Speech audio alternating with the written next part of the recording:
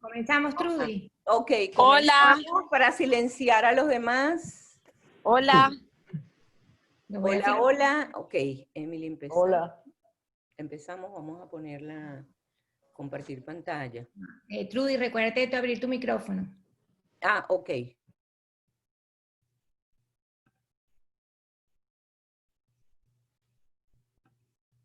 Ajá. Empezar desde aquí. ¿Cómo la pongo? Ok, comenzamos. Entonces allí tenemos la imagen de la suma sacerdotisa. Como les mandé, es el arquetipo, el ánima, de la vida, del destino, de la intuición, de lo femenino. Es la madre celestial, porque vamos a ver dos arquetipos femeninos hoy. Uno es la sacerdotisa y otro es la emperatriz. Y son dos formas muy distintas de manifestarse lo femenino. Y cuando hablo de energías femeninas, esto va a pasar. Esto es igual, le concierne tanto a la psique del hombre como de la mujer. Lo estoy disociando de género. Lo masculino generalmente es más activo, más fálico, pero puede estar muy presente en una mujer, como vamos a nombrarlo después, vamos a mencionarla, que es Atenea, pero también lo femenino puede estar muy presente en lo masculino, y un arquetipo que tiene lo femenino muy cerca de él es el que representa a Dioniso, que es el cuerpo, lo irracional, la libertad, lo comunal, lo orgiástico. Entonces son energías, no son género.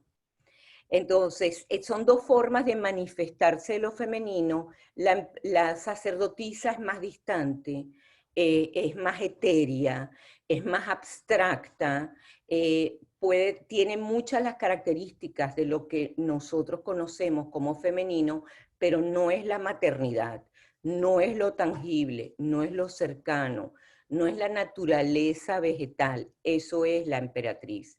Y vemos la figura, si nos concentramos en la imagen de esta carta, vamos a ver que es una imagen de una mujer enigmática que está centrada como más allá de las columnas que representan las dos columnas del templo de Salomón, que las vamos a ver después en otra imagen. Quiere decir que ella está más allá o por encima del bien y el mal. De alguna manera ella trasciende lo que es la moral y la justicia patriarcal. Ella es el misterio. Incluso la cortina o el velo que está detrás de ella, vemos unas imágenes que son unas pequeñas granadas. En la mitología griega, la granada era el único fruto que crecía en el Hades. Es un fruto que está preñado de oscuridad. Y vamos a ver el mito que alude a este fruto en la próxima carta, que es la emperatriz. También vemos que ella tiene un pliego que está cerrado y dice Torah.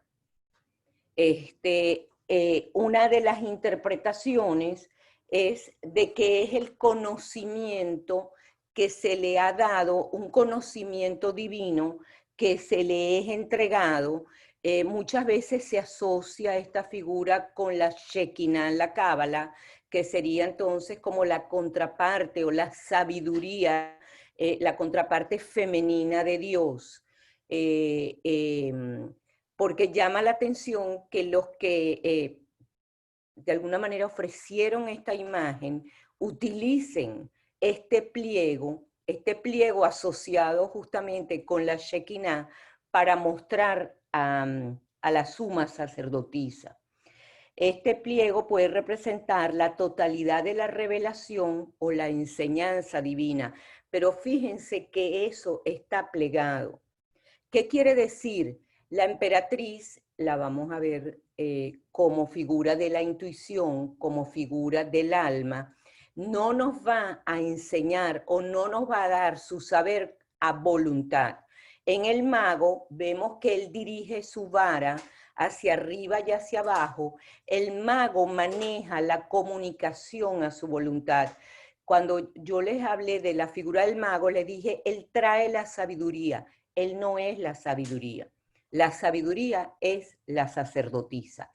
Él lo que tiene los instrumentos es para hacérnoslos llegar, o es el Dios de la sincronicidad, de las encrucijadas, nos trae un saber, porque Él es un guía de almas que puede moverse en todos los ámbitos.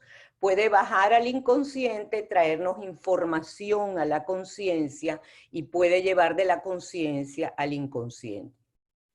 Pero la sabiduría es ella. Es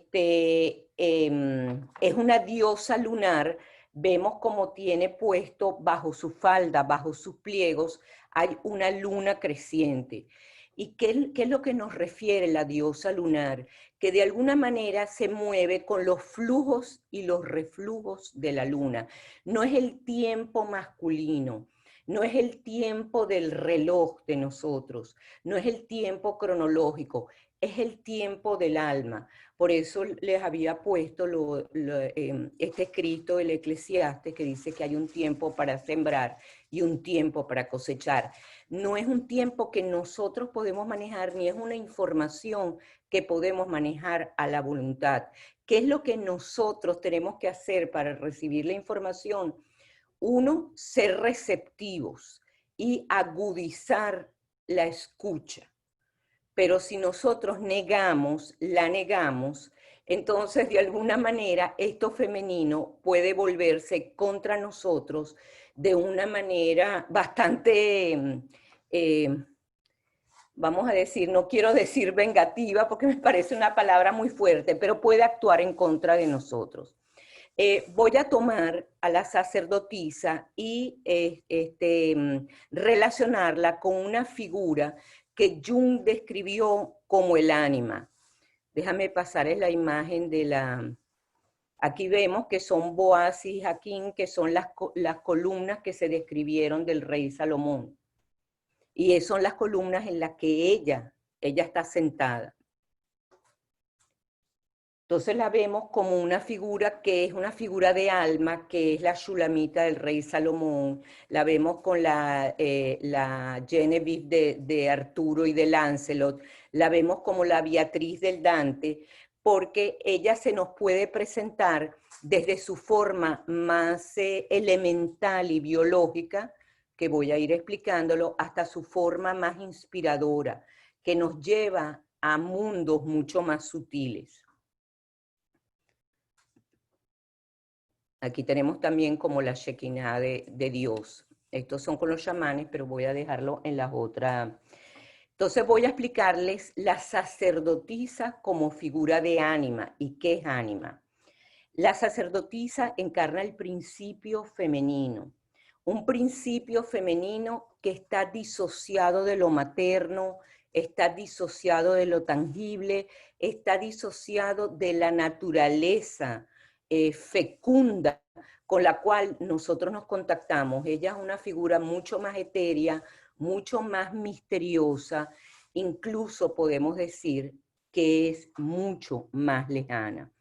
Jung habla de esta figura femenina como el ánima y explica que en la psique masculina existe un ideal de mujer, existe un principio femenino que él lo denominó el ánima.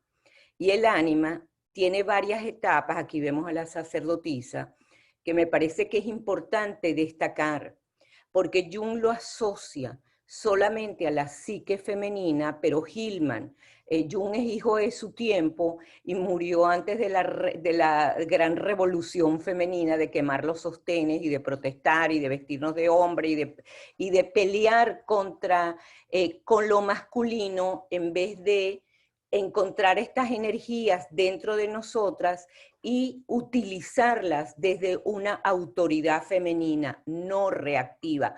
No es un feminismo recalcitrante, no se trata de combatir lo masculino, se trata de encontrar la autoridad femenina dentro de nosotras como mujeres. Jung describió que hay 4 etapas del desarrollo del alma. El primer desarrollo, él lo llamó la etapa biológica. En la etapa biológica, en la psique masculina, vamos a ver que ella funciona, es como el ideal, es como vamos a decir, la imagen que tiene el hombre de lo femenino. Cuando el ánima está poco desarrollada, se queda en la etapa biológica, es lo instintivo. De alguna manera, lo masculino busca en la mujer saciar un instinto, no busca la trascendencia, sino que cualquier mujer que sirva para descargar de alguna manera sus necesidades biológicas es válido, no tiene mayor pretensión de conexión. Pero nosotros también podemos identificarnos o quedarnos fijadas en la etapa biológica. Y si nuestra alma como mujeres se queda fijada en la etapa biológica, podemos quedarnos fijadas en el aspecto de madre. Solamente quedarnos en el aspecto de madre y no desarrollar todas las posibilidades del alma hasta llegar a la sacerdotisa. Entonces, las primeras 2 etapas, que es la biológica y la estética, pertenecen a la emperatriz, que la vamos a ver posteriormente. ¿Cuál es la etapa biológica? En el hombre se queda fijado. La primera figura femenina que se le aparece es la madre.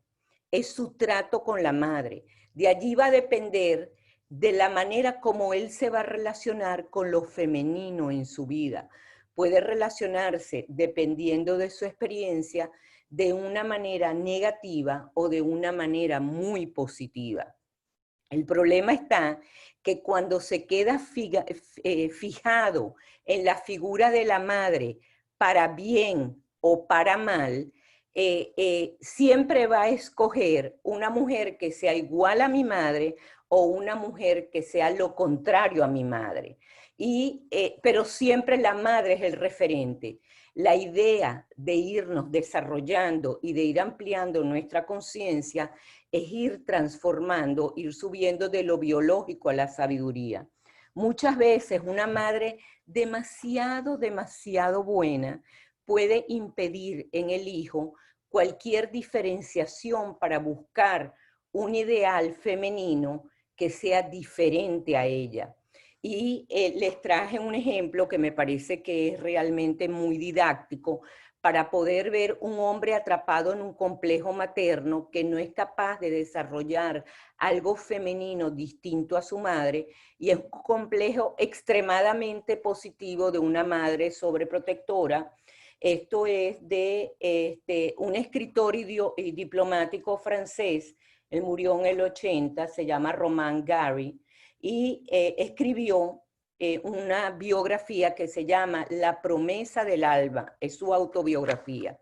Y fíjense cómo describe a su madre y cómo le impidió conectarse realmente y profundamente con una mujer que sea diferente a su madre. Y dice, no es bueno que a uno lo quieran tanto, tan joven, tan temprano. Te acostumbras mal. Creemos haber triunfado, creemos que existe en otra parte, que lo que podemos encontrar y contamos con ello, algo sabemos que existe más allá y estamos contando con esa seguridad. Miramos, confiamos y esperamos. Con el amor materno, la vida te hace al alba una promesa que jamás va a cumplir. Después nos vemos obligados a comer frío hasta el final de nuestros días. Después de él, cada vez que una mujer te abraza y te estrecha contra su corazón, ya no son sino pésames. Siempre volvemos a gritar sobre la tumba de la madre como un perro abandonado. Nunca más, nunca más, nunca más. Brazos encantadores se juntan alrededor de tu cuello y tiernos labios te hablan de amor, pero tú ya sabes de qué va eso. Fuiste muy temprano a la fuente y te lo bebiste todo. Cuando vuelves a tener sed, por más de que busques por doquier, ya no quedan pozos, solo hay espejismos. desde el primer resplandor del alba, has hecho un estudio muy riguroso del amor y dispones de documentación. Vayas donde vayas, lleves contigo el veneno de las comparaciones y pasas el tiempo esperando lo que ya tú recibiste de tu madre. No digo que haya que impedir que las madres quieran a sus hijos. Lo único que digo es que merece la pena que las madres tengan alguna otra persona a quien amar.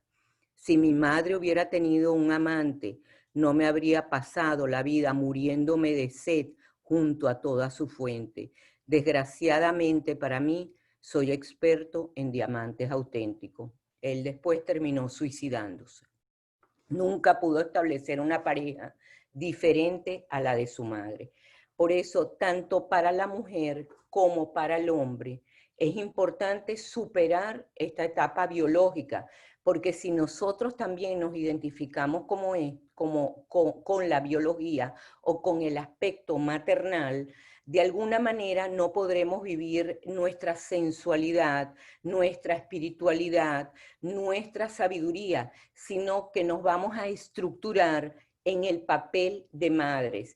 Y el día que o no tenemos hijos, o no nos casamos, o los hijos se nos van, se nos queda la vida vacía. El segundo nivel que nos habla Jung es lo estético. Entonces, eso es una imagen que es más de belleza. Es una imagen que tiene mucha carga erótica y pasamos de la sexualidad a la sensualidad. Es algo que podemos admirar la belleza, podemos dejarnos estremecer por la belleza. Lo que hay que cuidar es que no nos atraigamos nosotros o el hombre no se atraiga a lo que se llama la belleza colectiva. De alguna manera que la cultura determine lo que es bello para esa cultura y que lo proyectemos nuestros modelos, tanto lo masculino como lo femenino, en la artista del momento, en la modelo del momento, en lo que el colectivo considera bello sin considerar nuestra propia estética, nuestra propia expresión del alma. Después viene la etapa espiritual. En esa conexión, el hombre será capaz de mantener relaciones duraderas, de poder establecer justamente un diálogo más profundo con su pareja. Y no se trata de que vamos a dejar lo biológico y lo estético cuando lleguemos a lo espiritual. Lo ideal es justamente ir viviendo todas las etapas, ir sumando, no ir restando. Cuando estamos en la etapa espiritual del desarrollo del alma, sentimos la devoción, podemos entregarnos, sentimos un tú y yo en la intimidad que va más allá de la carga erótica, de la carga sensual. Y finalmente tenemos pues la etapa más elevada, que es la etapa de la sabiduría. Y esa es la etapa de que el hombre la vive como la musa. Nosotros también la podemos vivir femeninamente como nuestro contacto con las fuentes más profundas de nuestra intuición, de nuestro saber, de aquello que es misterioso en nuestra propia naturaleza y se manifiesta mucho como lo instintivo. Entonces sí quería leerles algo que me parece que es importante, que Hillman aclara y me parece que es relevante distinguir lo que es el alma del espíritu, porque son dos instancias muy diferentes. Y lo que me parece bien importante es la definición que da Hillman, el arquetipalista James Hillman, sobre el alma. El alma no es una sustancia. El alma no es esos 7 gramos que se va cuando uno se muere. El alma no es un lugar en nuestra geografía. Hillman dice, y me parece hermosísimo porque eso es lo que uno llega a vivir, que el alma es una perspectiva. es una perspectiva que con la cual nos acercamos a la vida. Es la posibilidad imaginativa de nuestra naturaleza, que se experimenta a través de los sueños, de las imágenes, de la fantasía. Es reconocer o acercarnos a la vida de una manera muy simbólica, buscando la profundidad, buscando esa lentitud, buscando beber de estas fuentes de sabiduría, irnos moviendo con los flujos y reflujos de la luna.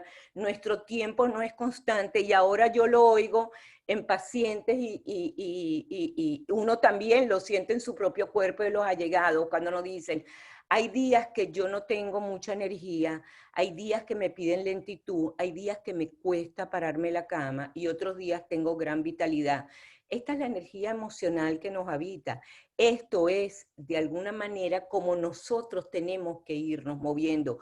Lo que pasa que en la situación normal, fuera de la pandemia, estamos todo el tiempo en el hacer, hacer y hacer. La sacerdotisa lo que nos llama es al ser. O sea, escuchemos, estemos en un tiempo mucho más mítico, es un tiempo más fantasioso, más creativo, pero mucho más subjetivo. Hillman dice que el espíritu y el alma aspiran a dos cosas totalmente diferentes. Considera que el alma es más pagana que el espíritu, y que reside en los valles de la existencia cotidiana. Encuentra su hogar en los detalles ordinarios de la vida. Incluso habla de que vive en el valle, y los valles, muchas veces uno se refiere al valle de lágrimas. O sea, emperatriz, la sacerdotisa, vamos a ir viendo que ella tiene como un sentimiento trágico de la vida, en el sentido que acepta la vida y la muerte como constitutivas de la vida. El espíritu lo que busca es alzar vuelo, escaparse del sufrimiento, de los dolores, busca escaparse a través de los caminos intelectuales, espirituales o tecnológicos. El espíritu no quiere saber del sufrimiento, el alma se conecta con el sufrimiento. El alma es la vida como tal, incluyendo los conflictos con los cuales tenemos que lidiar en el transcurso de nuestra vida, los descontentos, las deshonestidades. El espíritu, en cambio, desea trascender las condiciones caóticas de la vida. No quiere encontrarse con el dolor, quiere una experiencia luminosa o dichosa o alguna expresión de sentido que lo aleje intelectual o espiritualmente de las experiencias actuales, del envejecimiento, de las vicisitudes de la vida, de las demandas del alma.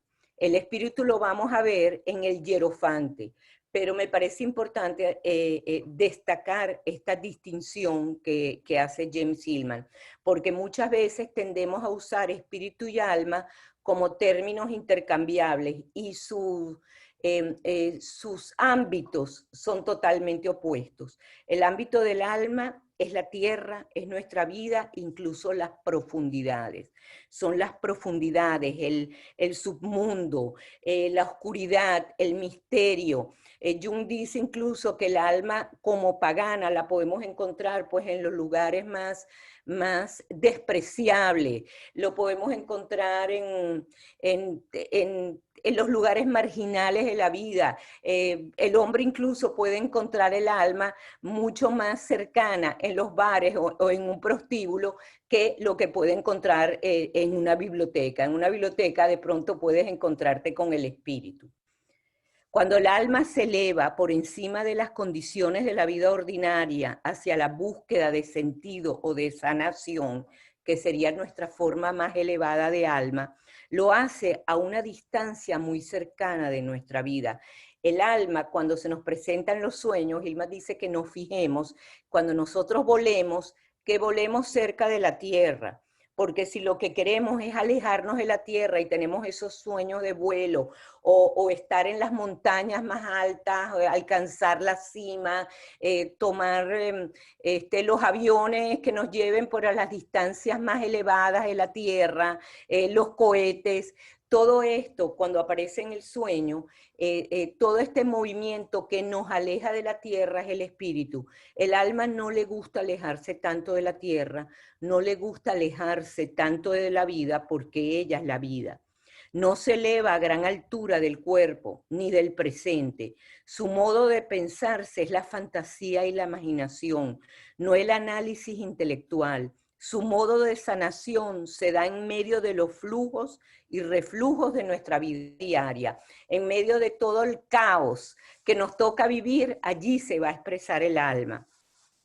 El alma se esconde detrás de nuestras rutinas, de nuestras dogmas y creencias inamovibles y suele manifestarse particularmente en épocas de crisis durante las cuales se exalta nuestra imaginería, emociones, temores y deseos. Este es un buen momento para no montarnos y escaparnos en estas huidas del espíritu, sino centrarnos en lo que representa y lo que demanda el alma.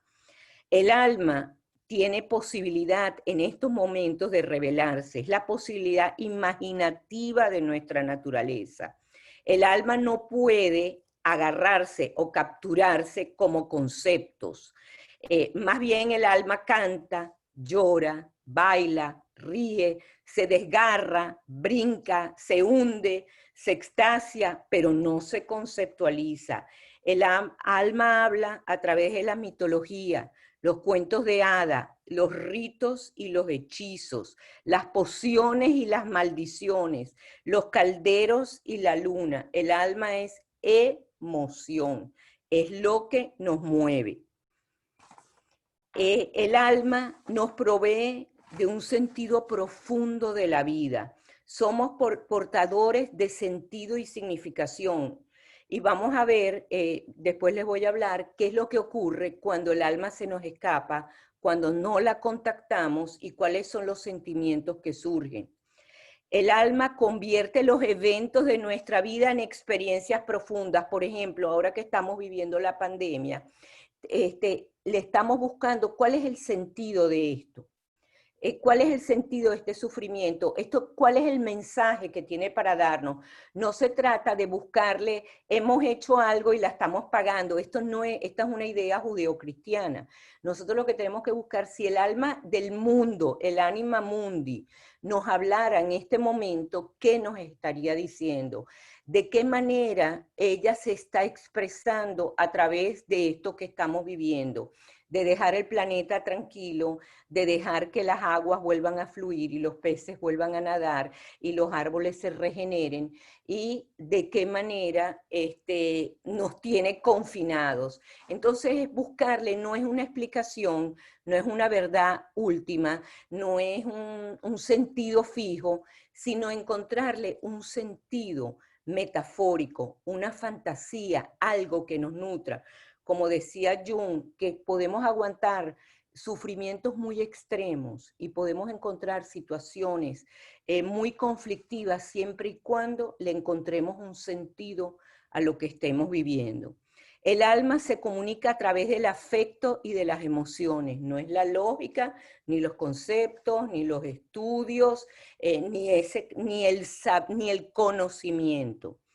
Y tiene una relación muy especial con la muerte, porque ella nos habla de nuestras limitaciones. La muerte es una presencia eterna para el alma. El espíritu tiende a negar la muerte, está desencarnado. En cambio, el alma se aproxima a la vida abrazando, pues, tanto la vida como la muerte. A diferencia de las energías masculinas o arquetipos masculinos, el vehículo para conectarnos con el alma no es ni el análisis ni la reflexión, es la imaginación, la intuición y la fantasía. La belleza sublime en el arte, en la poesía, en la literatura, en la arquitectura, en la música y la naturaleza moviliza nuestro contacto con el alma hasta el punto que nos puede estremecer. Me imagino que algunos habrán oído hablar del síndrome de Stendhal, que ante una belleza tan sublime que podemos apreciar en una obra de arte, en una música, en una obra de la naturaleza, podemos sentir esa presencia del alma al punto que nos abrumamos hasta hacernos brotar lágrimas, hasta sentir como hasta mareos. Yo me acuerdo haberlo sentido en 3 oportunidades, 2 fueron ante la belleza, que para mí es estática en Venecia, y la otra fue en una puesta de escena de una obra Antígona, donde era la puesta de escena, era una cosa tan sublime, y yo estaba sola, que sentí que me brotaron las lágrimas y las dejé brotar porque reconocí el alma en esa pieza. La psicoterapia para Hillman constituye un cuidado profundo y una apreciación amorosa del alma y de lo que el alma representa. El contacto y escucha de nuestros síntomas psicológicos, particularmente la depresión o la tristeza, de escuchar también nuestro cuerpo, son oportunidades para que el alma se manifieste. Son claves que apuntan directo hacia nuestros deseos más ocultos. Hasta que el alma consiga lo que desea, dice Hillman, se va a enfermar una y otra vez. Los síntomas psicopatológicos son el primer heraldo del despertar de la psique, alma, que no desea tolerar más abusos, incluso el abuso que tenemos en nosotros de reprimirla o no escucharla. En la carta de la muerte me extenderé más en los ámbitos más oscuros del alma. Ahora me parece importante destacar que la sacerdotisa ejerce su influencia sobre ambos sexos. Con todo, es la mujer quien por empatía se percata más fácilmente de la energía que trae justamente esto femenino, porque los ciclos rítmicos de la menstruación junto a los naturales cambios de humor encarnan la idea de renovación menstrual, estacional y cósmica. También ejercitan a la mujer en esperar lo inesperado y en reconocer y aceptar lo irracional de parte de la existencia. Su naturaleza lunar le concede aceptar, por una parte, lo cambiante de las circunstancias. Por otra parte, le enseña la oscura ciencia del flujo y el reflujo de las mareas. Hay un tiempo favorable en el cual podemos actuar y un tiempo que nos pide que nos recojamos, que es tiempo de encerrarnos, que es un tiempo más subjetivo y calmo. Nosotros podemos jugar al conectarnos con nuestras emociones y nuestros propios ciclos biológicos, podemos conectarnos con este tiempo más profundo del alma. El hombre, psicológica y biológicamente distinto a la mujer, además es algo que lo trae la cultura, que quiere hacer el macho macho y que niegue todo lo femenino dentro de él, y a la mujer la quiere tener o en lo biológico como Demeter, como madre, o lo quiere tener en la parte instintiva más oscura que está disociado de la madre. Y me llama la atención porque lo he pensado y lo he visto en consulta y lo veo también en figuras públicas, como el hombre va a buscar en oposición la figura de la madre, busca la figura oscura, que es la figura de la prostituta, que es el de la luna, de la luna nueva, cuando no hay luna en el cielo.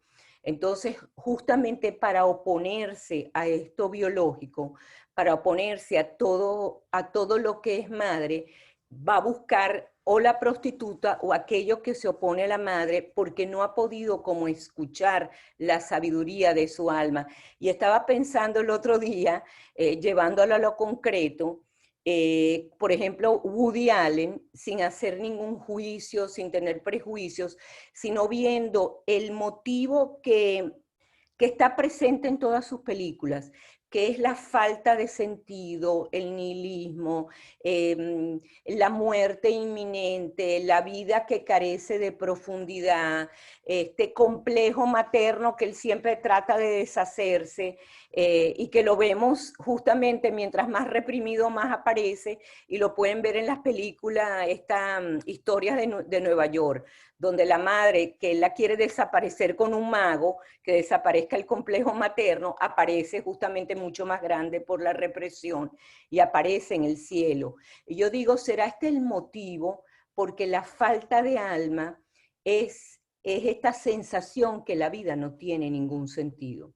Es esto de que la vida está marcada de la muerte desde el día 1, entonces estamos marcados entre dos interrogantes que se presentan antes de la cuna y después de la tumba. Incluso me puse a pensar si su elección de esta mujer niña no tiene que ver con algo que se diferencie totalmente de la madre, justamente por estar atrapado en el complejo materno. También me acuerdo haber visto un documental de un político muy conocido que cuando le preguntan ¿por qué te divorcias? Él le dice, porque mi esposa es madre. Y él le dice, pero es la entrevistadora, pero es madre de tus hijos, pero es madre. Es una manera como que no pueden disociar el complejo materno y buscar hacer pareja con algo que se parezca más a su alma y no es que se oponga a la figura de la madre. En los hombres que no están sintonizados con esta energía femenina, cuando aparece este componente, porque el hecho de que nosotros lo neguemos no quiere decir que desaparece, sino que está reprimido y en los momentos que menos lo espera, lo va a tomar al acecho. Lo va a tomar desde la sombra y entonces un hombre puede reaccionar como ella es la emoción y ella es el contacto con la emoción, el hombre puede reaccionar cuando ella lo posee, esta energía, de manera irracional o histérica. Y eso se llama una posesión del alma. El alma va a interferir no solo con sus reacciones emocionales, intensificándolas, falsificándolos o exagerando todas las situaciones, sino además con sus pensamientos y le va a susurrar, por ejemplo, todo es inútil, nada tiene sentido, no sirves para nada, lo que estás haciendo no vale nada. Cuando Jung tuvo sus primeros contactos con el alma, apareció una figura, le apareció en su fantasía un alma ciega que le dijo, lo que estás haciendo no es ciencia, es arte. Y eso de alguna manera le afectó mucho escuchar eso a Jung. En consecuencia, al hombre le conviene conocer y amigarse con sus aspectos femeninos, porque el alma es asiento del sentido. También, si un hombre no está ligado con el alma, puede provocarle en él o no tiene esa comunicación con sus aspectos femeninos por identificarse con los clichés de la cultura, del macho macho que no quiero conexión con la emoción, ni con lo sentimental, ni nada que me haga llorar, ni mi cuerpo, ni mi irracionalidad. Porque también la sacerdotisa es el inconsciente, su comunicación con el inconsciente, con su propio inconsciente. Puede provocar impotencia, hipocondría, depresión y hasta suicidio. En su forma negativa, la femme fatale es la reina de la noche de la flauta mágica, es la sirena que llevan a los hombres a su perdición. Algunas imágenes del alma, aquí es Jung hablándole a su alma, y así como les leí de Romain Gary, cómo él no pudo disociar el alma del complejo materno, Jung publicó el libro rojo muchísimos años, casi 80 años después de su muerte. Era un libro que estaba guardado en una caja fuerte, la familia no quería que se publicara y finalmente en el 2009 se publicó y todo el libro está basado fundamentalmente en los diálogos con su alma. Y dice Jung, he alcanzado fama, poder, riqueza y saber y toda la felicidad humana. Entonces cesó mi anhelo por el acrecentamiento de estos bienes. El deseo retrocedió en mí y me sobrevino el horror. La visión del diluvio me atrapó y sentí el espíritu de la profundidad, pero no lo comprendí.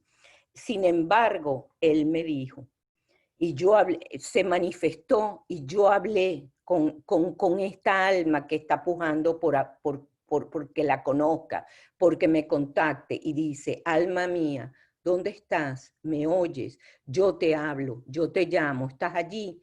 He regresado, estoy nuevamente aquí, he sacudido de mis pies el polvo de todas las comarcas y vine hacia ti, estoy contigo tras largos años de andar errante. He de contarte todo lo que he visto, vivido y bebido. ¿O no quieres escuchar nada de todo aquello lleno de ruido de la vida y del mundo?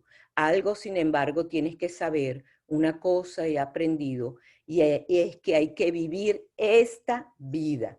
Esta vida es el camino largamente buscado hacia lo inacible que nosotros llamamos divino. No hay otro camino, o sea, no es el mundo del mañana o lo que viene después de la muerte, el más allá, el paraíso. Nuestro momento es aquí y ahora. Cuando nosotros perdemos el alma, cuando nosotros no tenemos contacto con el alma, se puede manifestar a través de un sentimiento de nihilismo, de vacío existencial. Y entonces vivimos la vida en el como si.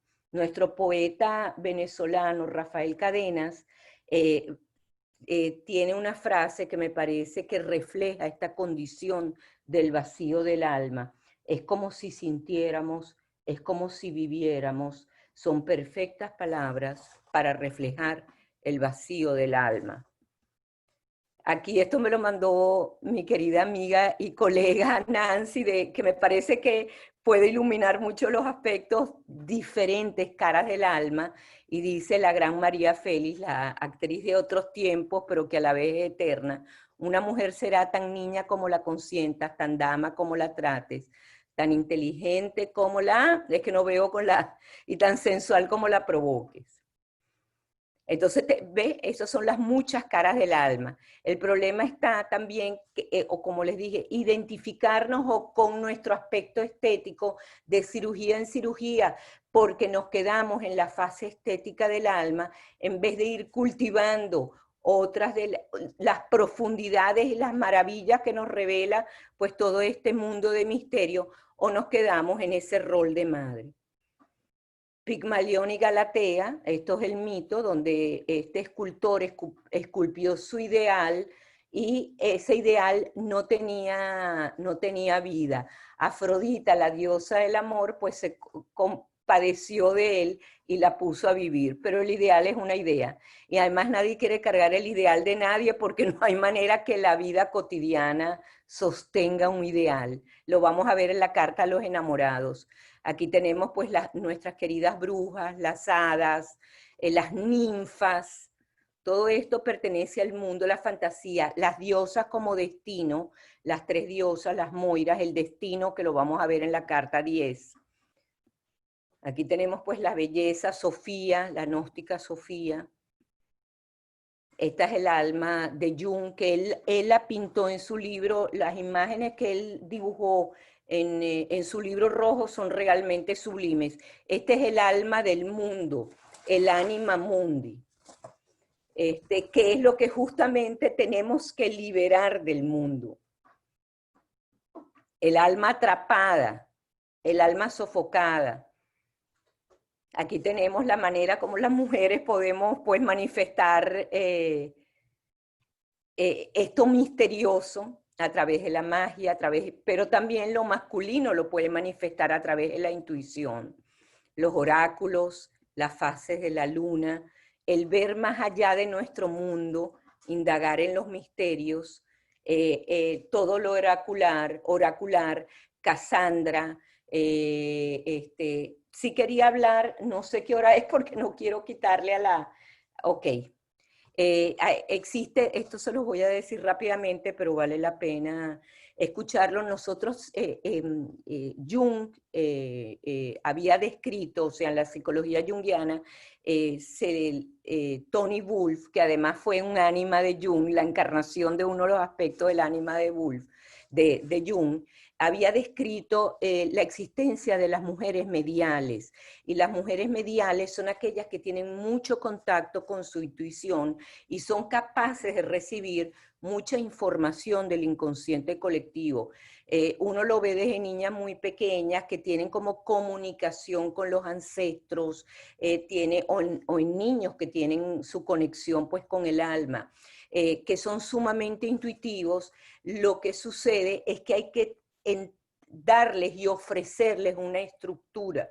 Es necesario primeramente que entre en el mundo patriarcal, que lo vamos a explicar, o ejercer la función paterna, darles una estructura, porque si no pueden llegar a confundir sus mensajes con lo colectivo. ¿Qué tiene esto que ver con mi vida? O estoy como una radio sintonizada recibiendo todo el día mensajes indiscriminadamente que pueden perturbar mi propia vida. Entonces, una de las maneras es tener una estructura muy fija, tener algo en que asirse, como Jung decía, cuando estoy inundado con todas estas imágenes, a diferencia de Nietzsche, que no tuvo el suelo bajo sus pies y terminó inundado con todas estas imágenes del inconsciente, porque el alma tiene una parte muy oscura, representado en la devoradora, en las sirenas, en la femme fatale, que te pueden sacar justamente del camino de la vida. Y Jung decía, todos los días me digo, me llamo Carlos Gustavo Jung, tengo 5 hijos, estoy casado con Emma, veo mis pacientes, vivo en la Seestraße, o sea, se amarró a su vida del aquí y el ahora, y no esa vida del mundo de los muertos o de la información de ámbitos sutiles. Y esto es lo que pasó con la mítica Cassandra, que es una figura trágica que ella una vez estuvo en el templo de Apolo. Ella era hija de los reyes de Troya y fue dejada una vez sola en el templo de Apolo, que es el dios de la profecía, y él le dijo, si te entregas a mí, él encantó a ella, si te entregas a mí, yo te doy la profecía, y ella le prometió entregarse. Él le dio el don de la profecía y ella no se quiso entregar. Un Dios cuando te da un don, o sea, cuando tú naces con un don, no te lo pueden quitar, pero lo que pueden es transformarlo. Y entonces él le escupió en la boca y le dice, lo que vas a decir, todo vas a saber el futuro, pero lo que vas a decir no te lo van a creer. Y ella supo de la destrucción de Troya, de la muerte de Agamenón y su propia tragedia, pero nadie creyó, más bien la encerraron. Y esto lo he visto yo también en la consulta, que es todas estas intuiciones que te vienen, premoniciones, esto que recibes del otro mundo, el mundo de los muertos, vamos a llevarlo a tu vida, vamos a llevarlo a tu psicología. ¿Qué quiere decir para ti? Tú no eres una profetisa, una sacerdotisa que vienes a darle mensajes a todo el mundo.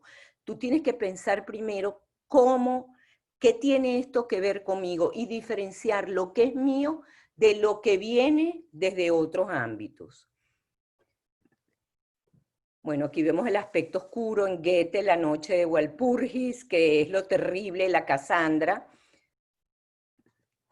Y aquí el grupo ABBA le dedicó una canción muy bella que se llama Cassandra, que le dice, abajo en la calle están todos cantando y gritando, se mantienen con vida aunque la ciudad está muerta, mientras tú estás llorando sola en tu cama. Lástima, Cassandra, que nadie te cree, pero de nuevo estuviste perdida desde el principio. Ahora tenemos que sufrir y vender nuestros secretos, negociación, jugar de manera inteligente, dolencia en nuestros corazones. Lo siento, Cassandra, no lo entendí. Ahora, el último día está comenzando. Alguno de nosotros querría, ocultando su vergüenza detrás de la risa falsa, mientras tú estás llorando sola en la cama. Lo siento, Cassandra, no creía. Tú realmente tenías el poder. Yo solo lo vi como sueños que tú podrías tejer hasta la hora final. Y termina, lo siento, Cassandra, lo siento, Cassandra. Bueno, esto es un arquetipo, vamos con el otro, que es la madre.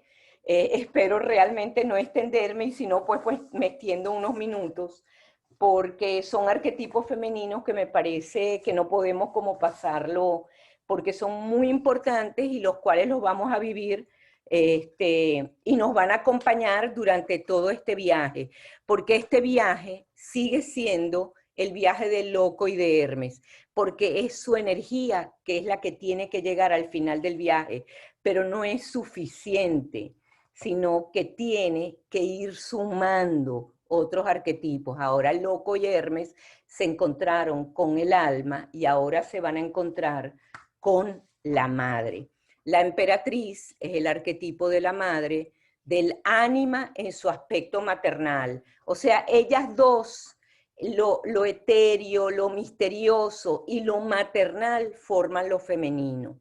Ella es el principio de amor, belleza y crecimiento, lo femenino sensual, los ciclos de la naturaleza, el cuerpo y su cuidado. Su aspecto negativo, como todo lo terrible, es la madre terrible o devoradora, la vagina dentada, la esterilidad física, psicológica o emocional, los trastornos alimenticios, las carencias básicas. La emperatriz la vamos a conseguir con el encuentro, nuestro primer encuentro con la madre, pero puede ser la madre, puede ser un padre que ejerza la función materna, porque uno siempre cree que es la mujer que tiene ese instinto maternal o esta feminidad, pero hemos visto, y uno lo ve en la práctica, que también hay hombres que ejercen esa función materna y que la ejercen muy bien. Pero nuestro primer encuentro con el arquetipo materno es, pues, aquel que ejerció la función biológica de madre. Sea el papá, sea la mamá, sea la cuidadora, sea una tía, sea una hermana mayor. O sea, es nuestro primer encuentro con aquello que nos tiene que proteger, que nos tiene que nutrir, que nos tiene que darnos seguridad en el mundo. Cuando la madre falla, perdemos esa seguridad en el mundo, perdemos la confianza en la vida, pero también podemos recuperarla a través del trabajo, de lo que representa la madre, podemos recuperarlo a través de nuestro propio crecimiento y de nuestro encuentro con todo aquello que pueda tener una función materna, tan así como es nuestro encuentro con la naturaleza. Bueno, como aquí siempre me encanta poner esto, porque esta es la bipolaridad del arquetipo, que lo vemos, que me parece que está clarísimo.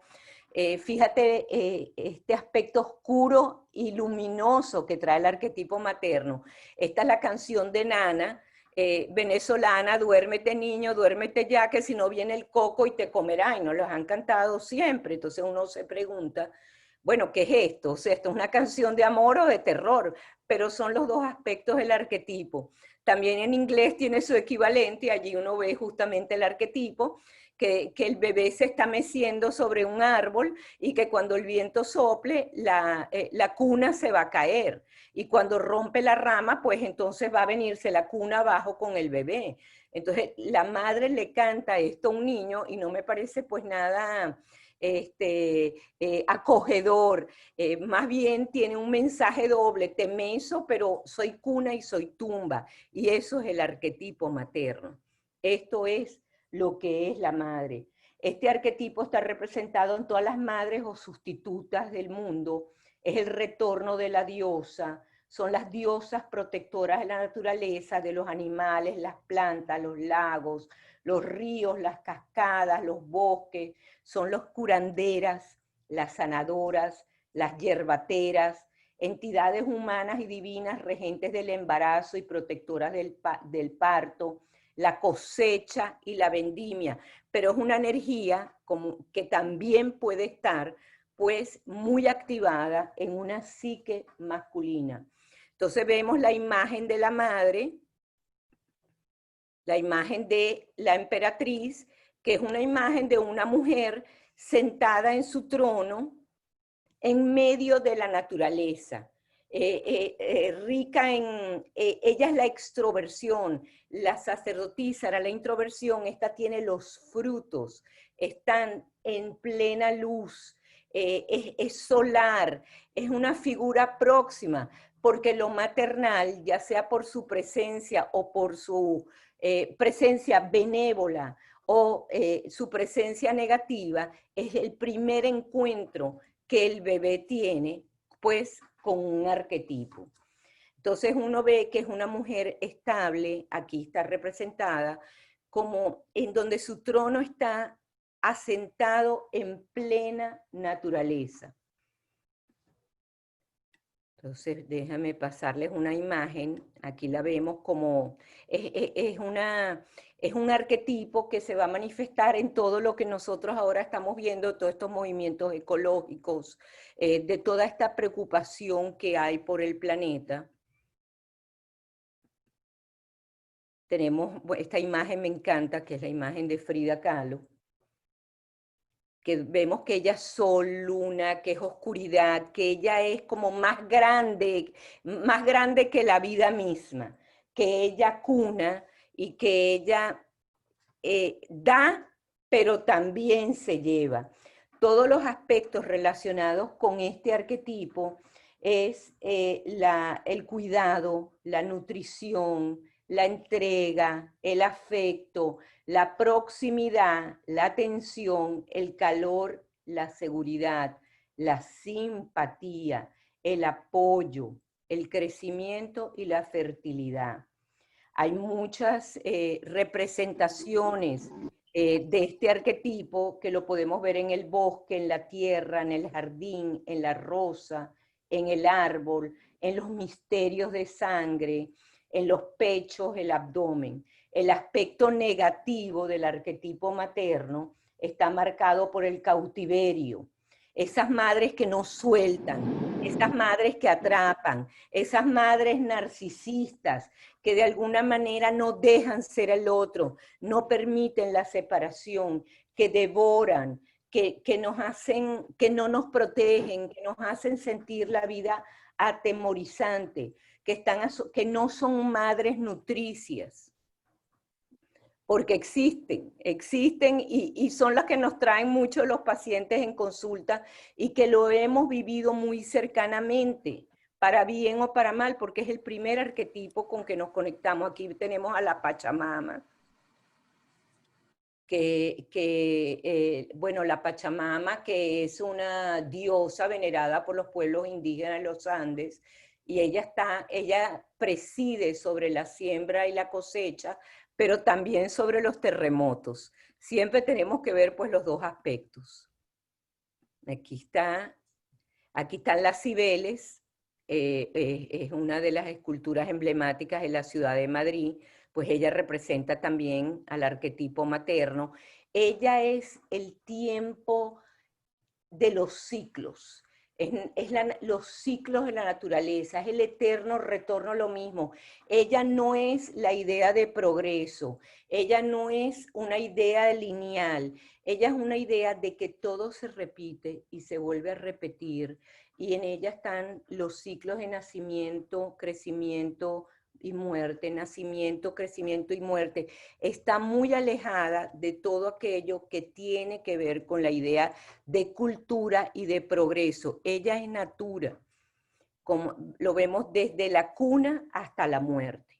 Desde la cuna hasta la tumba, siempre nos acompaña, es una personificación del arquetipo materno. Aquí la vemos como madre nutricia,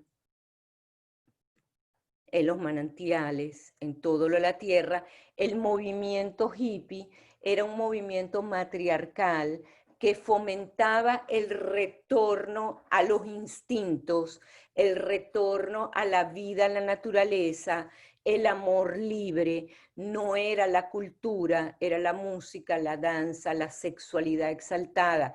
Tenemos que acordarnos que la madre naturaleza o el arquetipo femenino como naturaleza se va a expresar o con los instintos de vida o instintos de muerte. Ella es erótica o tanática. Entonces la naturaleza está más allá del bien y el mal. Nosotros podemos decir que la naturaleza nos puede regalar un día precioso, luminoso, un mar calmo, un bosque frondoso, pero también nos puede traer los terremotos, nos puede traer los ciclones, nos puede traer los tsunamis, y se puede llevar, se puede arrastrar y puede llevarse la vida de los humanos, de aquellas personas que, o sea, ella no piensa en lo individual, ese instinto matriarcal. Por eso es que es importante después cuando veamos los arquetipos masculinos, porque necesitamos que entre la cultura, no podemos vivir entregados solamente a lo instintivo, porque esto es justamente la poca diferenciación, es lo colectivo, es aquello que es el bosque, no es el árbol, es el fuego que después se autorregeneran los bosques, son los ciclos, es la construcción y la destrucción, es algo que si nos toma nos puede llevar a un estado de indiferenciación, nos puede llevar a un estado de vivir solamente en los instintos, donde la vida es cíclica, no progresa, ni siquiera tiende hacia una madurez, sino es servir a la diosa. Aquí vemos pues a Dioniso, que era uno de los dioses de la naturaleza, que era un dios donde liberaba a los humanos, esa energía liberaba al humano de su individualismo y lo llevaba al completo olvido de sí. Pero estar atrapado en la madre es esto, es lo indiferenciado, es la orgía, no es el encuentro íntimo, es lo colectivo, son las masas colectivas, es el aquelarre, las masas de brujas destructivas. Ella puede ser los pechos nutritivos. La podemos encontrar en muchos símbolos, como es la caverna. Las cavernas aluden al útero, los hornos aluden también al útero. Tenemos muchos símbolos de la madre y equivalentes simbólicos. Tenemos la agricultura, la iglesia, la Cruz Roja, los huevos, o sea, todo esto alude a la madre, la UNICEF, las cajas, la cocina, los restaurantes, el cáliz, los hospitales, la casa, los supermercados, todo esto son símbolos de la madre. Los servicios sociales, la alfarería. Me parece, aquí hay una imagen que les voy a explicar un caso clínico porque lo he visto, que es el aspecto de la madre destructiva, la madre devoradora, la madre que no permite ninguna diferenciación, no solamente que no te nutre, sino que es la madre que no deja que la hija sea, la madre que se configura a través de su papel de madre y no permite la independencia de la hija. La madre que no da nada, la madre que no ofrece ninguna nutrición, la madre que más bien quita y representa la muerte, la madre loca. Y me ha pasado con pacientes, porque aquí lo voy a mencionar. Esta es de la película El Joker, que uno ve esta relación patológica que él tiene con la madre y se da cuenta que es una madre que no es madre. Y él busca y necesita ese útero para reencontrar eso materno que él pierde y se le ocurre meterse en una nevera. Imagínense como símbolo de un útero frío, de un útero que no da nada, que no tiene alimentación, que es un útero gélido. Pero uno ve la necesidad y nosotros, cuando nos encontramos ante conflictos en la vida, cuando nos encontramos ante una vida que nos amenaza, cuando nos encontramos con las limitaciones que nos trae el cuerpo, la edad y todas las limitaciones concomitantes, podemos tener, o en situaciones de conflicto, podemos tener esa necesidad regresiva de volver a la madre, de que alguien nos abrace, de que alguien nos contenga, de acostarnos en la cama. Tiempos como estos también uno lo vive y lo escucha, uno tiene, cuando siente que de alguna manera el padre está desapareciendo, que lo vamos a tratar en la próxima, la función paterna. ¿Qué quiere decir? Que las instituciones no nos están respondiendo, que los líderes no están a la altura de las circunstancias, que esta situación nos sobrecoge a todos. Necesitamos ser nuestras propias madres. Necesitamos consentirnos, nutrirnos, cuidar nuestro cuerpo, cuidar que no enferme. Tenemos que, por eso que cuando uno lo siente y oye a los demás diciendo, no tengo ganas de pararme, me siento más débil, hoy no tengo energía, decir, quédate tranquila, baja la velocidad, acuéstate, si necesitas más tiempo de reposo, tómatelo. Tenemos en los trastornos alimenticios, los trastornos alimenticios están relacionados justamente con el aspecto negativo del arquetipo, con una madre que no fue esa madre nutricia que necesitaba este niño o esta niña. Y como la madre es el cuerpo, y son los límites que da el cuerpo, y es el cuidado que tenemos que tener con el cuerpo, si no lo hemos experimentado a través de la relación con nuestra propia madre, podemos hacer el cuerpo como el teatro en el cual nosotros significamos esta ausencia, esta ausencia de madre, esta ausencia de nutrición, esta ausencia de cuidado y esta ausencia de apego a la vida. Aquí tenemos Medea, que es una madre destructiva que utiliza a los hijos, ella los destruye cuando descubre a su marido infiel, pero también muchas madres podemos malutilizar a nuestros hijos cuando queremos vengarnos de la pareja o cuando nos parece pues que la pareja nos ha traicionado de alguna manera y utilizamos a los hijos como los vehículos de nuestra venganza, como lo hizo pues una Medea. Aquí tenemos pues los aspectos destructivos, porque esos también pertenecen al arquetipo materno. Bueno, tenemos el calentamiento global, estamos haciendo sufrir a Madre Natura y hay que prestarle atención. Y todo lo que tiene que ver pues con lo ecológico, con todo lo que tiene que ver lo ecológico. Hay un mito que para cerrar esto que quería relatar y que está relacionado justamente con la granada, que es el mito de Demeter y su hija Core. Demeter era la diosa de la fecundidad, la diosa de las cosechas. Demeter en la mitología romana era Ceres y de allí sale la palabra cereal. Era la que nutría y ella vivía fascinada en su rol de madre.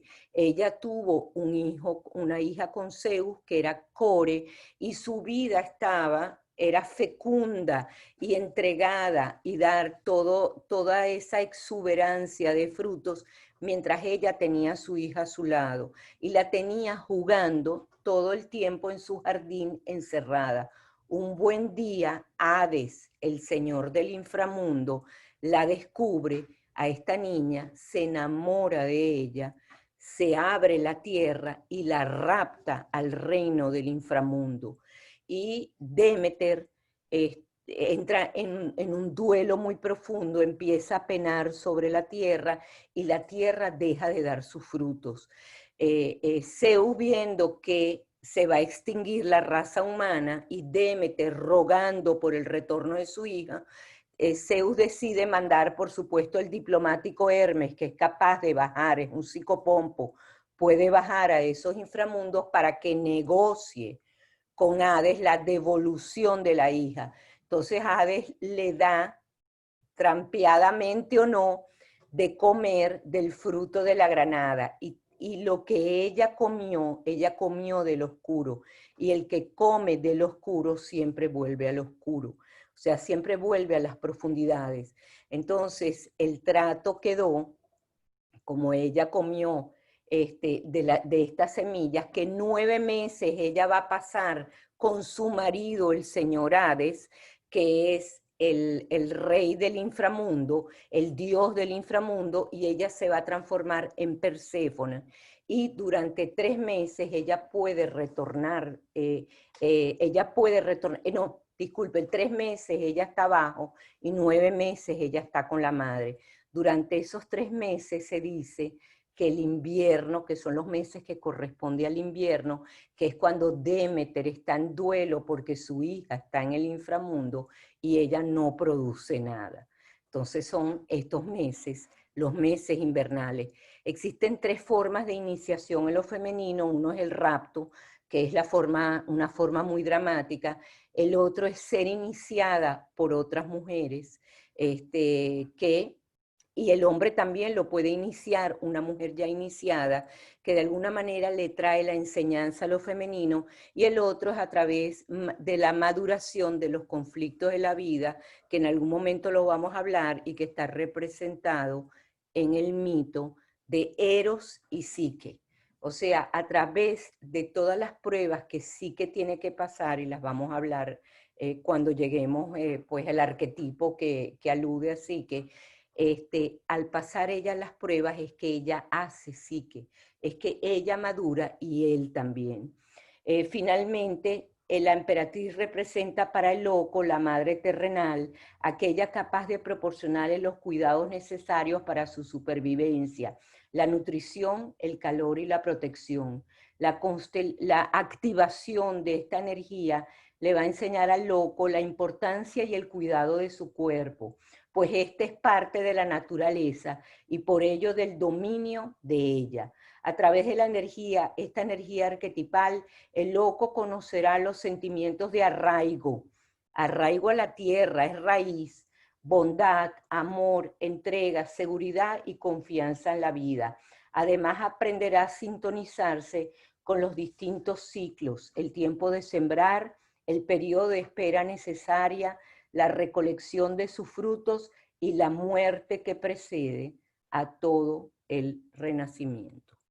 Bueno, entonces ahora invito a Alfredo, que nos va a ampliar desde la astrología, lo que es el arquetipo materno, y después Luis nos tiene preparado pues unas sorpresas de esas sabrosas que además también son para mí porque no las conozco, me enfrento junto con ustedes pues a toda esta maravilla que nos traen.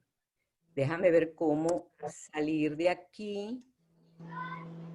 Ajá, Valerie, vamos a dejarlos a ellos y después pasamos a las preguntas.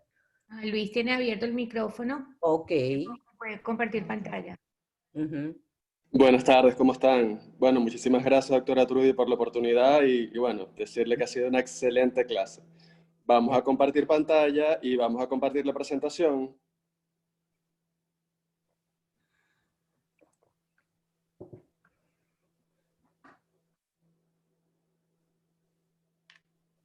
¿Estás allí? Sí, sí, estoy aquí, estoy ok, aquí. ok. Ok.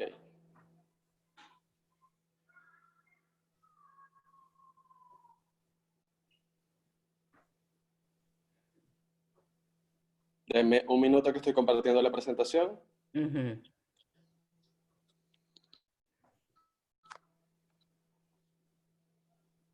¿Allí ya la pueden ver? Sí. Sí. Sí. Ok, perfecto. Entonces, para continuar con esta excelente clase que nos ha ofrecido la doctora Trudy, vamos a hacer el estudio del simbolismo comparado, digamos, con el simbolismo astrológico. Y en este caso, para amplificar la imagen de la emperatriz, tenemos el símbolo zodiacal de Tauro. Entonces, fijémonos. Tauro es el segundo signo del zodíaco. Se sitúa entre el equinoccio de primavera y el solsticio de verano. Entonces, fíjense, en esta cita podemos ver de que Tauro es una imagen arquetipal relacionado con la primavera.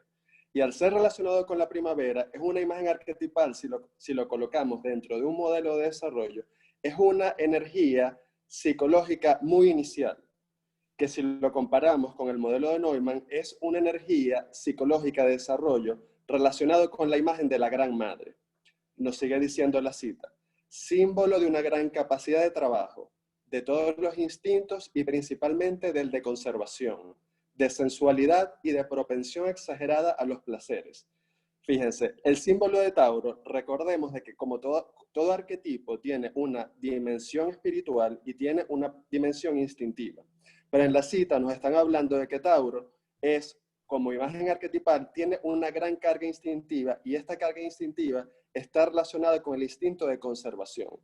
Tanto con el instinto de autoconservación que está relacionada con la alimentación, con el instinto de conservación de la especie que está relacionada con la sexualidad y la sensualidad. El signo de Tauro está asociado a la materia prima, a la sustancia inicial, asimilable a la tierra como elemento, a la tierra maternal.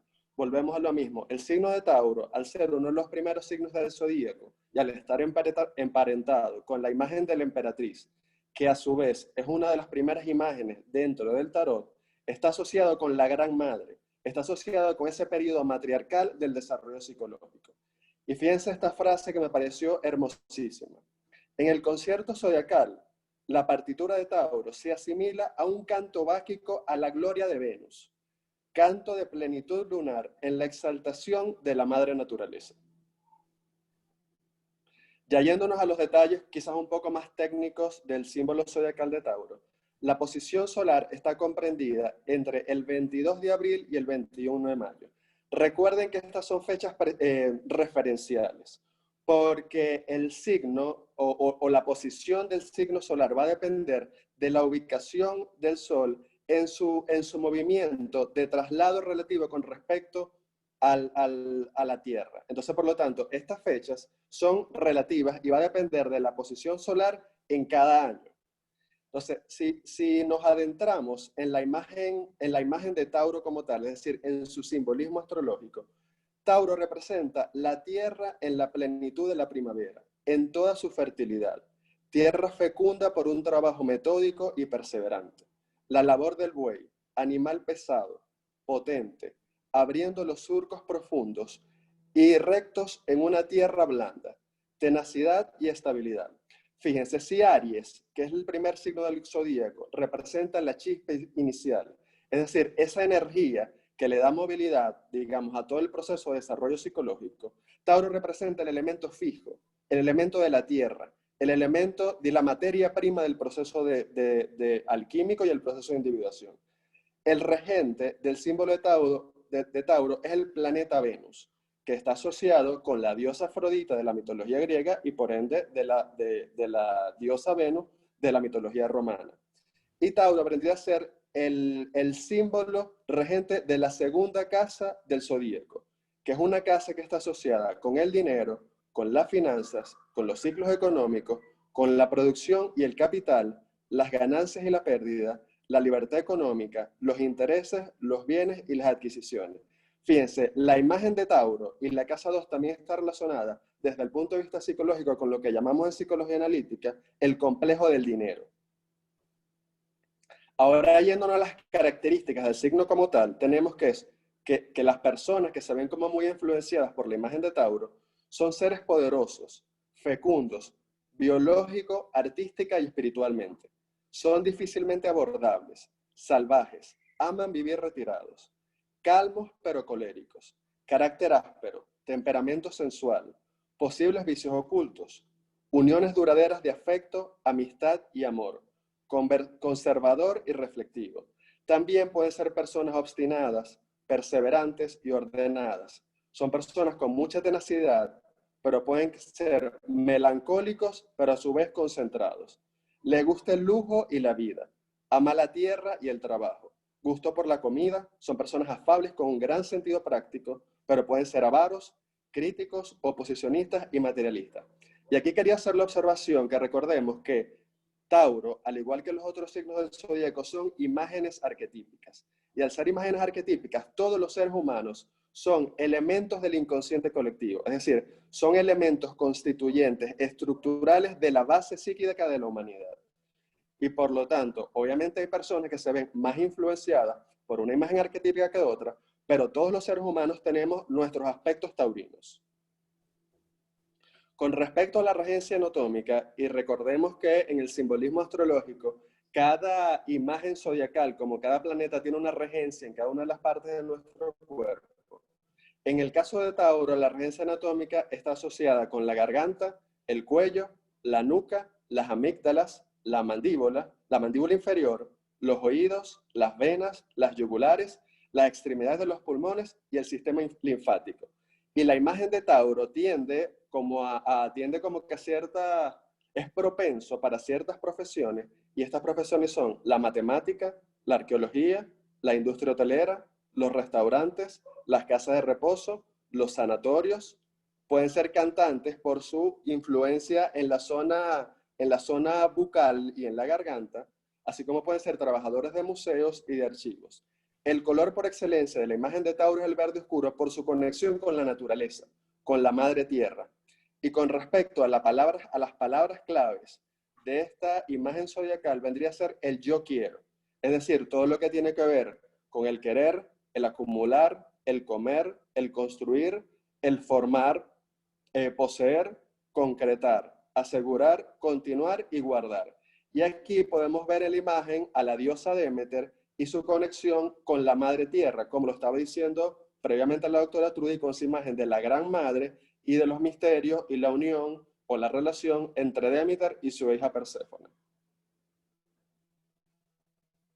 Muchas gracias, Alfredo. Muchísimas gracias por la amplificación, porque eso nos permite ir abordando un arquetipo de distintas perspectivas, porque la imagen es lo que más nos habla. Siempre las imágenes nos dan mucho más riqueza que los conceptos. Muchísimas gracias, Alfredo. Entonces le damos el paso a Luis. Correcto. Ok, hola. Ya voy a compartir un segundo la pantalla, que además necesito compartirles el audio. Ajá. ¿Están viendo la presentación? Sí. Ok.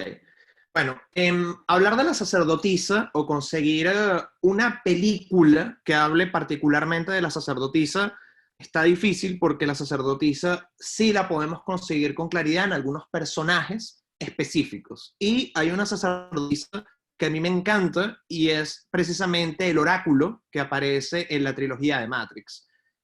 Matrix fue escrita y dirigida por Andy y Larry Wachowski, que en aquel momento eran Andy y Larry Wachowski, ahorita son Andrea y Lana Wachowski, ellos hicieron un cambio de sexo. Matrix está disponible en Netflix y en Amazon Prime, y fue una película que marcó, sin lugar a dudas, un hito dentro de la historia del cine. Es una alegoría al mito de la caverna de Platón. Un hombre descubre que vive en una simulación y que es elegido para salvar a la raza humana del dominio de las máquinas. Este hombre es un hacker normal, común y corriente. Un día le dicen: vives en una simulación y tú eres el elegido. Por supuesto, él no cree que es el elegido. Una vez que lo sacan de esta simulación, Morfeo, que además es una paterna y al mismo tiempo un jefe mentor, intenta guiarlo en una especie de entrenamiento, pero vamos a decir que la prueba de fuego es cuando él va a conocer a la sacerdotisa, a este oráculo, que le va a decir, en teoría, si es o no es el elegido. Este es un personaje que además no solamente sale en la primera película, sino también sale en las secuelas, y tiene una aparición muy puntual, pero que me parece que es bellísima, porque todo lo que dice nos llama a mirar hacia adentro. Entonces, en esta sacerdotisa, en este personaje, voy a ver cómo se propicia la conexión con la intuición, ese aspecto de sabiduría, precisamente de la que se estuvo hablando en la clase, la indireccionalidad, porque él va a hablar con el oráculo y el oráculo no le va a decir si eres el elegido o no eres el elegido, nada que ver. Más bien lo que hace es que él mire hacia adentro. Esa noción de destino y ese kairos, ese tempo del alma, y el encuentro con lo desconocido. Hay un par de frases de esta sacerdotisa que a mí me encantan. Cuando él va a hablar con ella, ella le dice: ya has hecho una elección, ahora estás aquí para entender por qué la has hecho. Que me parece que es una frase bellísima, y en algún momento le pregunta si es el elegido o no es el elegido, y ella le responde: ser el elegido es como estar enamorado. Nadie puede decirte que lo estás, solamente puedes tú saberlo. Creo que también es como una frase que pudiese decir la sacerdotisa. También en algún momento le dice: tienes un, pero pareciera que estuvieses esperando por algo, y ese algo es algo externo, que mientras avanza la película, pues Neo no tiene que esperar algo externo, sino conectar con ese mundo interno, y todo tiene un comienzo y un final, que también me parece que es una imagen bastante clara, una frase bastante clara de algo que diría la sacerdotisa. Ahora, para hablar de la emperatriz, quiero hablar de una película que se llama Hereditary. Específicamente quiero hablar del lado oscuro de la emperatriz, de ese lado oscuro femenino. Es una película escrita y dirigida por Ari Aster, está disponible en Amazon Prime, y habla sobre una madre destrozada por el duelo de perder a su madre y a su hija, y cómo lucha por mantener su sanidad mental y a su familia unida. Es una película muy, muy dura, es de terror, pero no es terror o susto barato, sino más bien es muy, pero muy psicológica. Toni Collette ha de estar nominada al Oscar ese año por el papel que se lanzó, no lo estuvo, es algo que todavía sigo llorando, y tiene unas frases que son durísimas para poder entender ese aspecto de lo materno oscuro. Aquí vamos a ver el lado oscuro de lo materno, la madre devoradora, manipuladora, todo este tema de la esterilidad, tanto a nivel emocional como a nivel psicológico, y la desconexión con el otro y la imposibilidad de nutrir y de contener. Ella es una madre que está viendo cómo su familia se destruye, pero ella no puede hacer nada para poder contener, para poder nutrir, para poder conectar. Entonces tengo un par de frases de ella hablando sobre su madre, y después tengo un pequeño clip de 1 minuto donde ella le habla a su familia, y podemos ver cómo esa madre oscura de alguna manera hace que ella se transforme también en una madre oscura. Mi madre era una mujer muy reservada, tenía rituales privados, amigos privados, ansiedades privadas. Honestamente se siente como una traición el solo hecho de estar aquí hablando de ella. Era una mujer muy difícil de leer. Si alguna vez creías que algo estaba pasando con ella, Dios no lo quiera, confrontarla era imposible. Pero cuando estaba de buenas, podía ser la persona más dulce, cálida y amorosa del mundo. También era increíblemente terca, lo que tal vez me explica. Siempre tenía la respuesta para todo. Y si alguna vez se equivocó, bueno, esa era tu opinión. El equivocado eras tú. Esto lo está diciendo ella en el funeral de la mamá. En otro momento ella va a terapia y comienza a hablar de la dinámica con su madre y dice: mi hermano mayor tenía esquizofrenia y cuando tenía 16 años se ahorcó en el dormitorio de mi madre. Y por supuesto, su nota de suicidio la culpaba a ella. Esa era la vida de mi mamá. Ella era completamente manipuladora y nunca se sintió culpable por nada. Hasta que mi esposo finalmente impuso una regla de no contacto, que duró hasta que quedé embarazada de mi hija. Cuando se enfermó, dejó de ser mi madre, porque esta madre le dio demencia senil. Pero simplemente no quiero poner más en mi familia, pero me doy cuenta de que tengo la culpa, soy culpable. Entonces, aquí tengo esta escena que es 1 minuto, es durísimo, y podemos ver precisamente cómo pasamos de esa madre conciliadora que está con la familia y que quiere nutrir a, bueno, el monstruo, la dragona devoradora.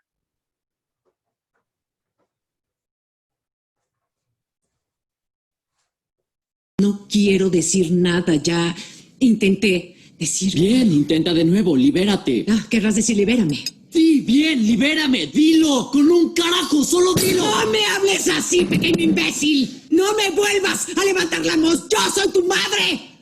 ¿Me entiendes? Solo me dedico a preocuparme y servirte y defenderte, y lo único que recibo es esa puta cara de reclamo, llena de desdén y resentimiento y siempre, siempre fastidiado. Bueno, ahora tu hermana está muerta.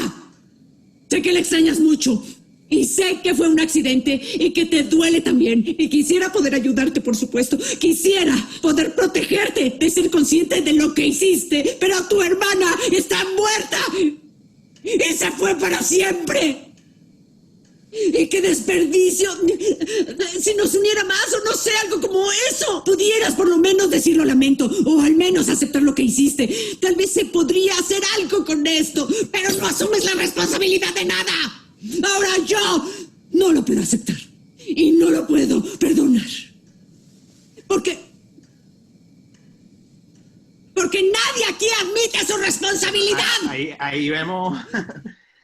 duro, ¿no? Todo este tema con esa madre oscura. Y bueno, las dos son películas, tanto Matrix como Hereditary, películas súper recomendables. Gracias, Trudy. Muchísimas gracias, Luis, muchísimas gracias. Por eso fue mucho más esclarecedor que cualquier, como digo, estas imágenes son como contundentes y quedan grabadas y nos hablan directamente. Antes de pasar a las preguntas, solamente unas aclaratorias. Existen muchas formas en las cuales se manifiesta el arquetipo materno. Uno es el de madre. Entonces, una sola forma o una expresión es el arquetipo de madre, pero hay el arquetipo de Atenea, que es un arquetipo que busca expresarse a través de los logros personales. Hay el arquetipo de Artemisa, que es un arquetipo que busca expresarse a través de la naturaleza, las amigas. No se quiere definir como madre. Por eso que la cultura a veces se nos impone en nuestro rol como madre. Y muchas han sido las ocasiones que he tenido pacientes en consulta que me dicen, no quiero ser madre, pero eso es malo, eso me hace a mí ser una persona narcisista o una persona terrible. No, porque en ella no está manifiesto el arquetipo. Más bien uno dice, gracias a Dios, no lo obligues a ser madre porque puede ser que sus tendencias arquetipales sean hacia los logros o las creaciones de otra índole que no necesariamente es el hijo. La segunda acotación que, escuchando a Luis, es que las madres más enloquecedoras son las madres ambivalentes. Cuando uno sabe que la madre es mala, mala, y uno trata de cuidarse o de ganársela, o cuando sabe que es buena, bueno, entonces recibe pues todos los dones que tiene para darnos. Pero esas madres que son malas y buenas a la vez, que tienen esas dos extremos, el arquetipo presente, son las madres que más hacen daño y las más enloquecedoras. Y con respecto a la sacerdotisa, les voy a contar algo que yo he practicado en la terapia, que muchas veces, esto lo he hecho como 5 o 6 veces, pero todas me ha resultado, que también me conectó Luis cuando dice que el oráculo está dentro. Me ha sucedido sobre todo con pacientes femeninas que quieren tomar una decisión y de alguna manera o ven al terapeuta como algo oracular o tratan de inducir algo oracular, pero me tiro unas cartas, le pregunto a la bruja, le pregunto a la divina, saco no sé qué, me tiro el I Ching, y muchas veces me ha ocurrido y ha sido realmente muy certero que cuando van a tomar una decisión o están en un dilema entre dos caminos a tomar, yo les digo, tira la moneda. ¿Qué? Eso es lo oracular, tirar la moneda. Tira una moneda y decide qué quieres que salga, cara o cruz. Cuando tiran la moneda, yo le pongo el pie encima y le digo, ¿qué quieres que salga? ¿Qué te alegraría que salga? ¿Cómo te sientes si hubiera salido cara?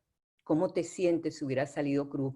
Entonces, yo recojo la moneda, por supuesto, no se la voy a dejar como al destino, sino que la conexión que ya sabía de antemano cuál era el camino que deseaba tomar, porque si nos hubiera salido aquello que en el fondo sabía que no era el camino, nos podíamos sentir o defraudados o nos podíamos sentir muy presionados. Así que el oráculo está dentro de nosotros. Nadie tiene un saber de ustedes más que ustedes mismos. Bueno, podemos pasar a las preguntas.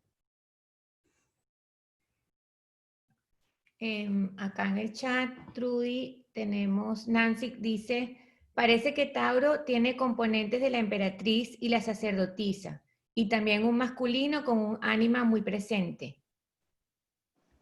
Bueno, Alfredo, ¿qué nos dice? Sí, correcto. Digamos, en efecto, Tauro tiene tanto aspectos de la emperatriz como aspectos de la sacerdotisa. Desde mi punto de vista, se inclina más hacia la emperatriz. Y fíjense que, por ejemplo, cuando la doctora Trudy presentó la imagen de la carta, era una mujer sentada en medio de la naturaleza y estaba sentada sobre la imagen de Venus. Sí. Entonces, fíjense que, en la misma imagen de la carta, ya hay una conexión no solamente con la naturaleza y con la naturaleza taurina, sino que también hay una conexión con la energía venusina. Entonces, quiero aclarar de una vez esto porque vi varias observaciones.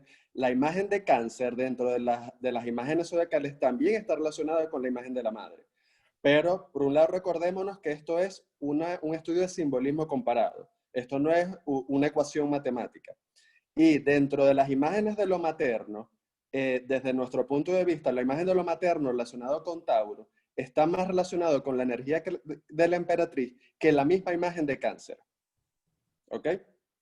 Ay, gracias, Alfredo. También Alfredo quería, cuando iba a presentar la luna, yo le pedí a la sacerdotisa, como está tan relacionada con la luna, que la presente cuando presentemos el arquetipo de la luna, que está más relacionado también con la emperatriz. Sí, hay una alusión muy importante en las cartas, como la figura de la emperatriz está sentada sobre una imagen lunar.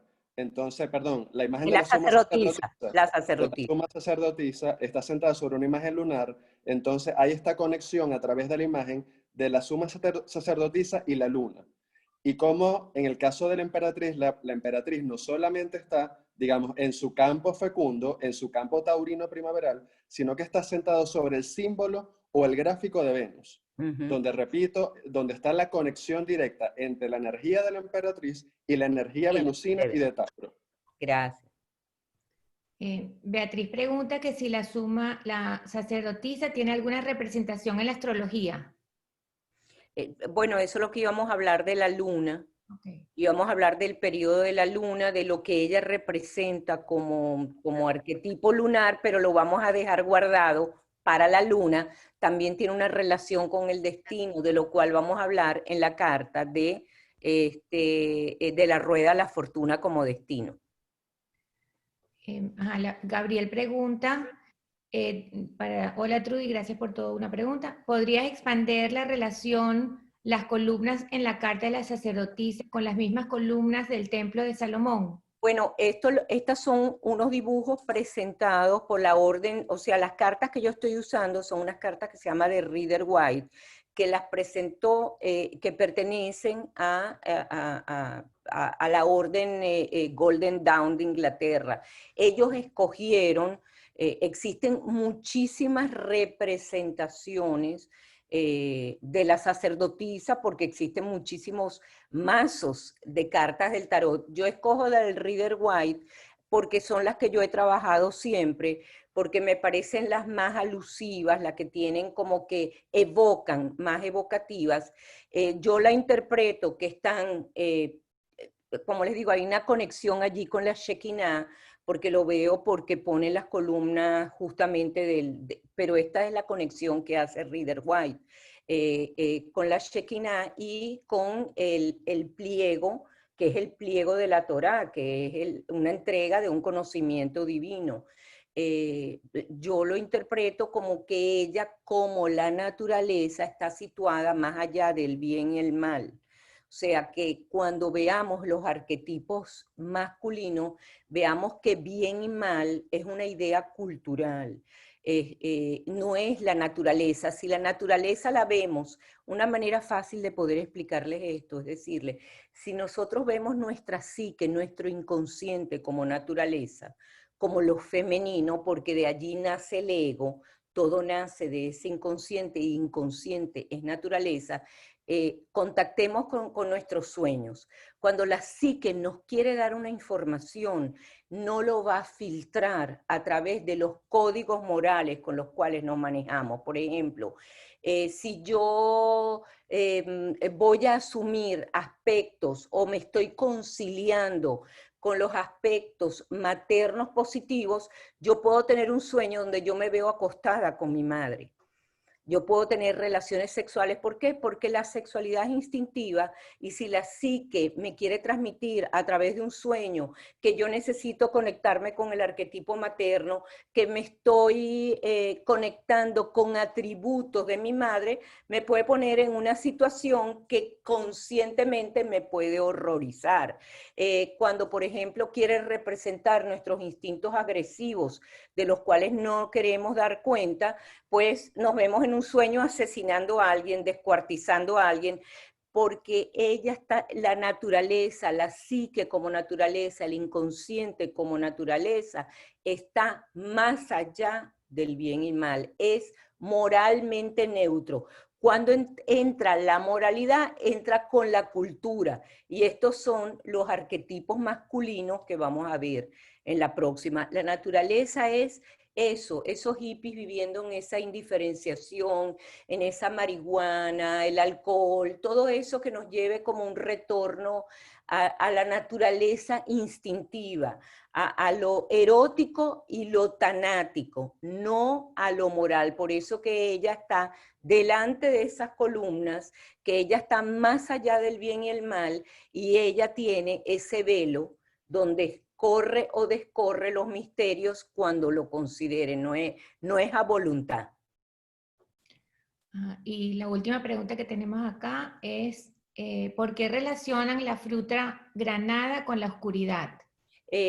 Bueno, el mito dice que habla de la granada y que como está, tiene pues tantas semillas y es de un rojo sangre, un rojo oscuro, en la mitología está relacionada con la preñez que da la oscuridad.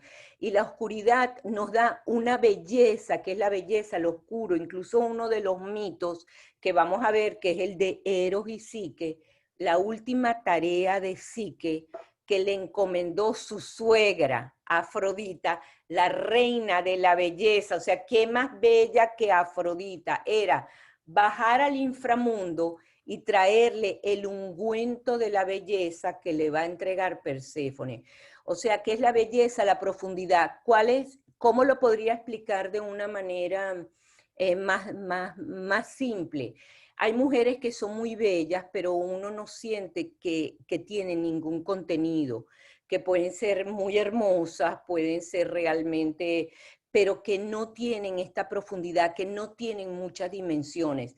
Lo que tú ves es lo que es, ella se muestra, no jala el misterio. Y les voy a dar un secreto a las féminas que uno lo ve arquetipalmente, que creen que aquellas que van y le narran toda su vida en la primera sentada a un hombre, en la primera salida se abren como un libro abierto, esas son las que le resultan menos atractivas.